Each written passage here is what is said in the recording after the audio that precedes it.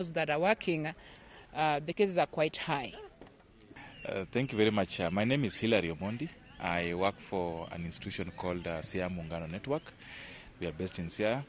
And today we are here in Ukwala together with the FPFK Widows Project. That is one of our partners we are working with to champion for widows' rights in the county. And basically, the key issues that we are talking about today are around gender-based violence against widows, which is affecting our widows across the county. Issues around land rights, issues around property rights, issues around stigmatization, and issues around even physical violence, especially for widows in the village.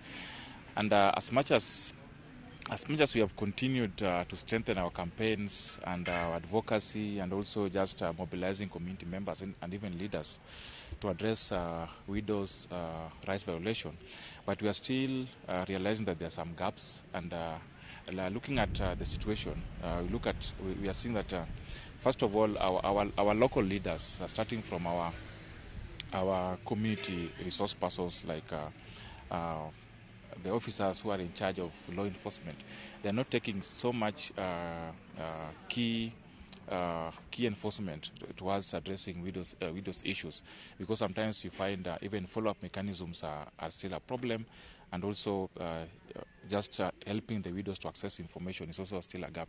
But again, looking at our county also, we have really struggled to put in place a legislation that will really protect widows within the county. But that one has still not realized results, because the legislation is still pending.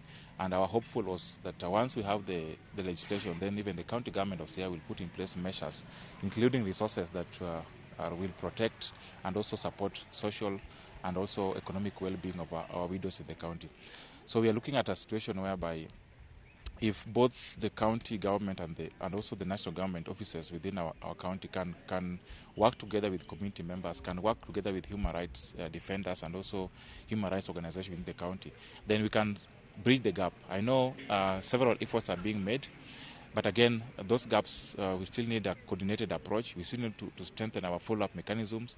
We also still need to strengthen referral pathways within the community, because if widows don't understand the referral pathways within the community, starting from the village elders to the chiefs, to the assistant chief, even up to the level of our judiciary, then we'll still continue to talk about violations. So we do hope that with continued campaigns, with continued advocacy, we'll be able to bridge the gaps that exist. Kwa majina, mimi naitwa Sofia Wino Diambo, natoka wadi ya nini. I'm from West Ugenya Ward, Sifuyo East sub-location. I'm a widow. And the learning of today, the way we have been taught, is just to encourage some widows so that they can know their rights. There are some cases like you will find yani brother-in-law. He will just attack you aimlessly. He will just harass you aimlessly. Yes, especially on land problem, issues of land. on the land issues, there is where a big problem is, because sometimes you might go to the garden while you are working in your garden. Your brother-in-law will just come and tell you, I don't want you to dig here. You did not come with the land from your home. Leave this land, because this land was my brother and your name is not here. I don't want you to stay here. Kwa majina naitwa Nelly Adepo, kutoka kikundi cha Mine Nyalo Widows under FPFK. Tulikuwa hapa Ukwala leo na maneno ya GBV. Imelinga sana wajane. Hapo kitambo wajane walikuwa wanasumbuliwa sana. Hata sasa kuna wengine bado wako na hizo mila, wanasumbua wajane. Unapata mjane maybe alikuwa town, mwanaume amekufa, amerudishwa nyumbani. Unapata mashemeji wanang'ang'ana kuchukua vitu za mjane. Na hizo vitu walitengeneza kama wako wawili. Ilikuwa ni mwanaume na mke. Mwanaume akikufa vitu zimebaki huwa ni ya mwanamke. Mwanamke akikufa vitu zimebaki huwa ni ya mwanaume. Unapata wanaingililia, wanachukua, wanaenda nazo. hata kama wamezika, unapata kama mother-in-law anatuma maybe mtoto wake ama mjukuu wake atienda kwa udongo pale, ulete sufuria tupike githeri. Hiyo sufuria ikikuja, githeri haitapikwa, ataficha chini ya kitanda. Hata kama ni blanketi ama vikombe, utapata hajatumia, anazificha. Sasa ananyang'anywa vitu zake. Na sheria sasa inasema vitu zile mlitengeneza na bwana, mtu mmoja akikufa ni ya ule mtu amebaki. Unapata hizo vitu zinafanya. Hata kama ni shamba. Shamba sasa kama alikuwa town, wanasema wewe ulikuwa town, ujui vitu zilikuwa zinafanyika hapa nyumbani. Hii shamba si yako, hii shamba ni yetu. Unapata kama shemeji yako, huyu anakufa hivi, anaenda kujenga kwa hiyo shamba. Na hiyo shamba hata jina yake hakuna. Maybe mzee aligawanya shamba akaandika jina ya huyu amekufa. Na unapata shemeji yako anaenda kujenga hapo na already hiyo shamba si yake. Anajua very well si yake. Na ukienda mbele maybe cause ukifuata protocols, uende kwa chief ama assistant chief. Unaona huko pia tukienda kuna wengine wao wanapata hiyo advantage ya kushikashika mjane akienda huko ama mtu ameenda huko cause anataka pay asaidiwe. Anasema usiponipatia mimi hakuna kitu nitakusaidia nayo. Unaona mila hapo kitambo, hata sasa kuna wengine wanafuata, kuna mabomba zingine bado wanafuata tu hizo mila za kitambo. Ili bwanaka akikufa wanatafuta mtu wa kukuridhi. Hawajui huyo mtu ako aje, hawajui ako positive ama negative, hawajui. Au wakishapata tu ati ndugu yao amekufa, wanakutafutia mtu. Na kama we ni mjane ukakubalia na hiyo mila, hapo ndio ugonjwa inabaki. Na sheria ya sai, katiba ya mjane iko. Ile inasema mjane ako na nafasi ya kutafuta mtu anaishi naye, aishi naye mahali popote anataka. Hata bidhaa zile aliwachwa nayo kama bwanake alikufa ni zake, si za mother-in-law, si za mashemeji. Unaona mashemeji wanafight, wanataka hizi vitu, wanaenda kusaidia nayo mabibi zao, familia zao, lakini wewe utabaki na nini? Hakuna. Sasa unaona wanafuatilia sana, na si vizuri kufuatilia. Sasa katiba inasema mjane ako na zake, sheria zake zile anafaa kufuata. Ujumbe wangu wa mwisho, wajane wale bado hawajapata mafunzo, si tuko tayari, wanaweza katutafuta, kutuita, tuende tuwafundishe. Sana sana groups. Tunaenda kwa mabaraza, huwa tunafunza. Hasa kama uko na shida hapo nje ama unaona umenyang'anywa bidhaa yako ama mali yako ile bwana wako alikuacha nayo, jaribu tutafute, tukuje tuwafunze, muone ni hatua gani mnaweza chukua. Alafu kama we ni mjane, usikue tu ati bwana wako alikufa sasa you are just there. Uko tu hapo. Wacha kukua tu hapo. Jaribu, jikakamue. At least ufanye kitu. Hata kama ni shamba, enda shamba. Hata kama ulikuwa unaoshia watu, endelea na kufanya hiyo kazi yako. At least upate chako kidogo cha kusaidia watoto.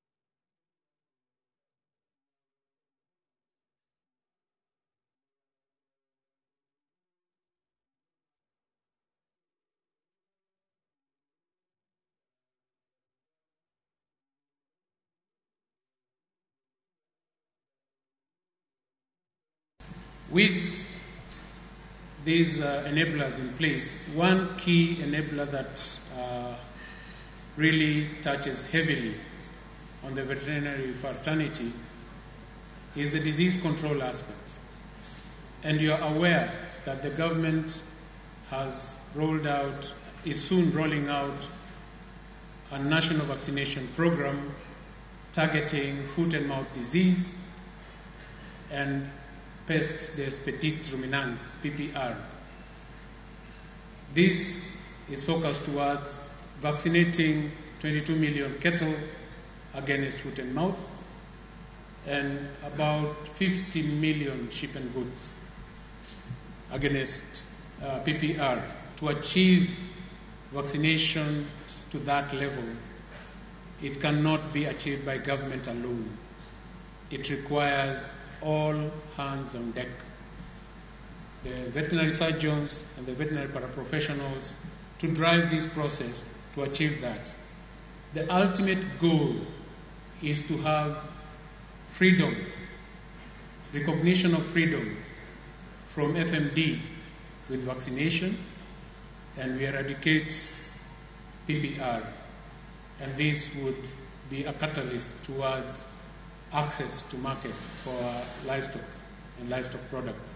I know there's been a lot of talk on social media, negative publicity about the whole program, but I'm convinced all the veterinarians know where we source our vaccines, especially in the country. The CEO is here, Kenya Veterinary Vaccine Production Institute, and they are ready to work around the clock to ensure that we get ample supply. And if we have any hitches, for sure, we cannot lack any way of getting supplies to meet our demand for vaccines for vaccination. This negative publicity against this program would definitely hamper our efforts in trying to drive our farmers out of poverty, because livestock is a key sector that can drive a whole nation out of poverty. And these efforts are geared towards ensuring there's enough food in the country, there's enough incomes and to the farmer, and improve the livelihoods of those who are engaged in livestock farming. Okay, naitwa Dr. Joan Magero. Ninafurahi sana siku ya leo kwa hii award giving ceremony ya Kenya Veterinary Association. Na Kenya Veterinary Association inaleta madaktari wote wa wanyama pamoja.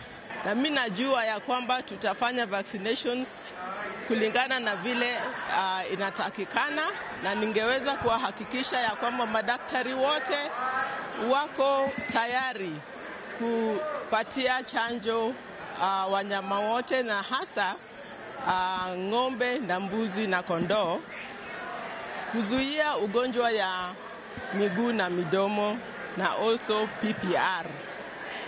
Na msiwe na wasiwasi, madaktari wamejiandaa vizuri, na niko na hakika ya kwamba hao madaktari wote wameajiriwa na wamesajiliwa na Kenya Veterinary Board.